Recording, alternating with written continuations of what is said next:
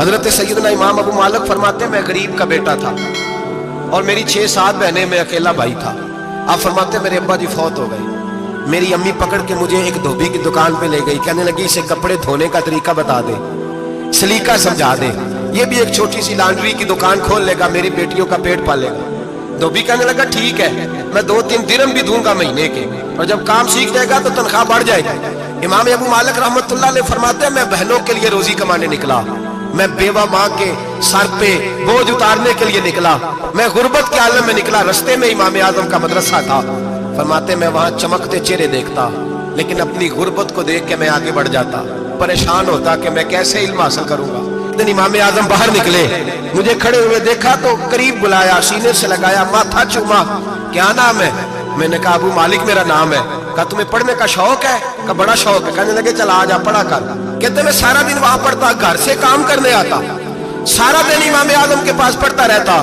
مہینہ آیا تو میری اماں کہنے لگی تنخواہ لاؤ، میں تو پڑھنے جاتا ہوں۔ کہتے اماں گھر سے نکلی اور بڑے غصے کے ساتھ نکلی، کہنے لگی مولوی نے میرا بچہ خراب کر دیا۔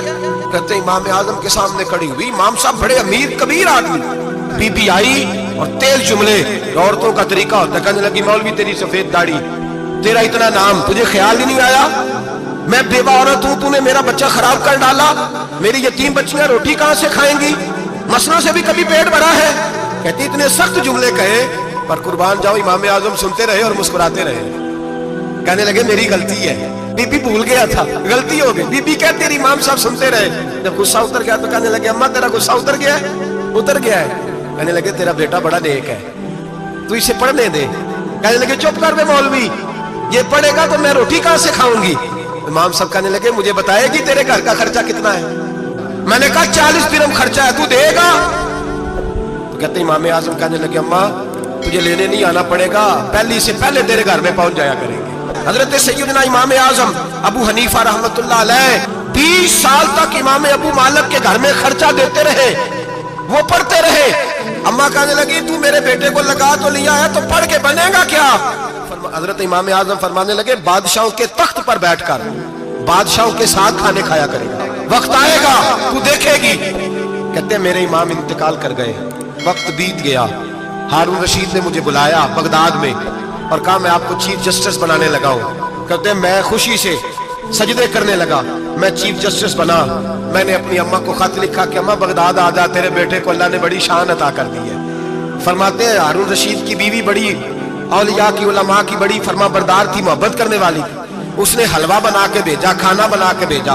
ہارون رشید تخت پہ بیٹھ کے کھانے لگا تو کہنے لگا امام صاحب آپ بھی یہیں آ جائیں میرے ساتھ۔